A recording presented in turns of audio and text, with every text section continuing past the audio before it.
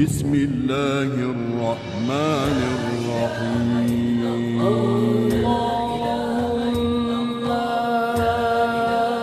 رمضان بسم الله الرحمن الرحيم الحمد لله والصلاة والسلام على رسول الله وعلى آله وصحبه ومن والاه ما توفيقي والاعتصام إلا بالله عليه توكلت وإليه أنيب. Chères sœurs, chers frères, assalamu alaikum wa rahmatullah.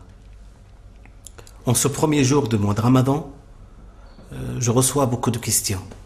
Des questions qui reviennent souvent. Qu'est-ce qu'il est permis de faire pendant le jeûne du mois de Ramadan? Qu'est-ce qui n'est pas permis de faire? Certes, en islam, le savoir est prioritaire par rapport à l'action. Il est très important pour le musulman de savoir pourquoi jeûner, pour qui jeûner, comment jeûner, quelles sont les règles à respecter, quelles sont les bienséances à observer, quelles sont les conditions de validité de son jeûne. Parmi les questions qui reviennent, est-il permis à la femme de se maquiller? Bien sûr qu'il est permis à la femme de se maquiller pendant le mois de Ramadan. Il n'est pas permis, bien sûr, de boire, de manger, d'avaler quelque chose, d'avoir des rapports intimes de l'aube jusqu'au coucher du soleil. Mais la femme peut se maquiller, il peut se parfumer, on peut mettre du parfum, on peut prendre sa douche, on peut se brosser les dents, on peut se rincer la bouche, dès le moment qu'on n'avale pas quelque chose qui peut nuire à notre jeûne. On m'a même posé la question, est-ce qu'on peut mettre des gels? On peut mettre des gels. Il arrive aussi que pendant notre jeûne du mois de Ramadan, que des gens, par inadvertance, par habitude, boivent ou mangent quelque chose, par oubli. Ils oublient qu'ils sont en état de jeûne. Ces gens-là, dès le moment qu'ils prennent conscience de leurs actes, qu'ils s'arrêtent tout de suite de manger et qu'ils terminent leur jeûne sera agréé par Dieu. Leur jeûne est valable. Il y a d'autres personnes qui vomissent involontairement. Leur jeûne est valable. Les personnes qui sont malades, les diabétiques, les personnes qui ont des maladies chroniques et qui ont des médicaments à prendre à des heures précises, ces personnes-là ne doivent pas jeûner. Dès le moment qu'il y a l'avis du médecin, si les médecins leur déconseillent de jeûner, ils ne doivent pas jeûner. L'avis des médecins prévaut sur celui des théologiens, de l'imam. Par contre, ces gens-là, après le mois de Ramadan, s'ils peuvent rattraper le jeûne de Ramadan, ils le font. S'ils ne peuvent pas le rattraper, s'ils ont des maladies chroniques, ils peuvent sortir ce qu'on appelle la fidya, donner à manger, nourrir celui qui est dans le besoin.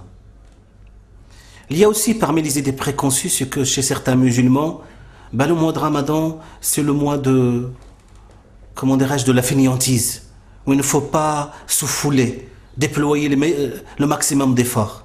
Dans le travail, on n'est pas productif. Dans les études, la même chose. On fournit le minimum d'efforts.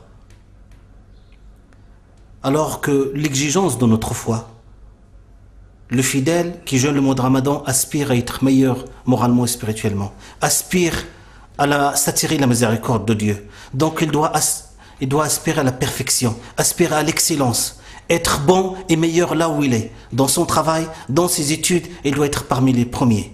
Le jeûne, ce n'est pas un prétexte pour se dédouaner de fournir les efforts nécessaires.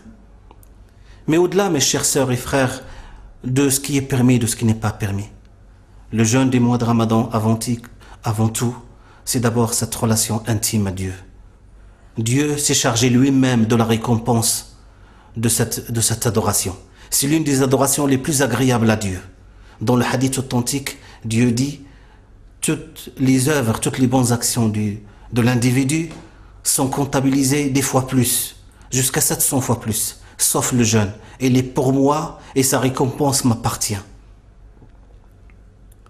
Le sens du jeûne, c'est que ces privations,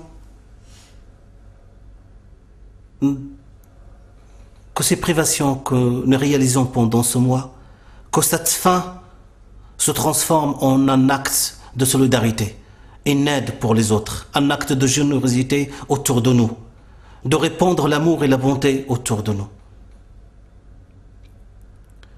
Que ce mois de jeûne soit un mois d'engagement pour la bonté. Que ce soit un mois d'engagement pour l'amour. Relever le défi de l'amour, amour de Dieu, amour des êtres. Et que toutes nos bonnes actions, toute cette bonté, doit être la manifestation de notre amour pour Dieu, notre amour pour le prophète sallallahu alayhi wa sallam. En conclusion, je dirais, mes chers frères, mes chères sœurs et frères, qu'il ne faut pas calomnier. La calomnie, c'est un acte, que ce soit pendant le mois de Ramadan, que ce soit en dehors du mois de Ramadan. La calomnie, ça annule notre jeûne. On ne doit pas sombrer dans la médisance ou dans la zizanie. Ce sont des actes dont le fidèle qui aspire à un meilleur être moral et spirituel de s'en débarrasser tout au long de sa vie.